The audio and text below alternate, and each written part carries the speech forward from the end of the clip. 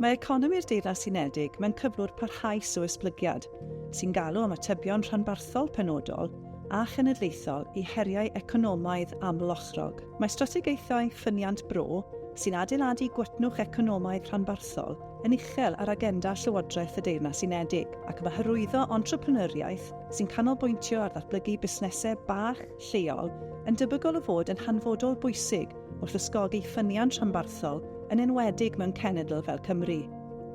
Dyna pam mae atebion i heriau economaidd cyfoes sy'n seiliedig ar leoedd, sy'n adloesol ac yn entrepreneuraidd yn ffurfio conolfeini ein sefydliad ymchwil.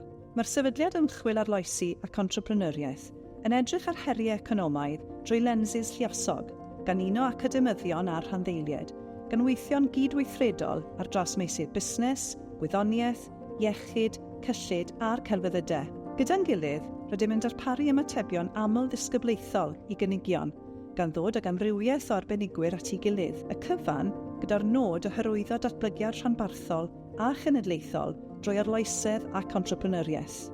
The central aims of the Research Institute are to develop truly excellent funded research projects, but also academic journal outputs that have got beneficial impact on the wider economy and society.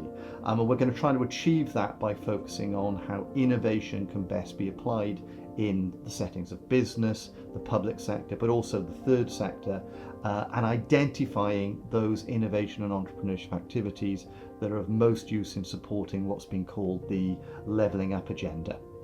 All of that is to support the key objectives that the Research Institute has got of producing positive long-term impact for South West Wales and beyond.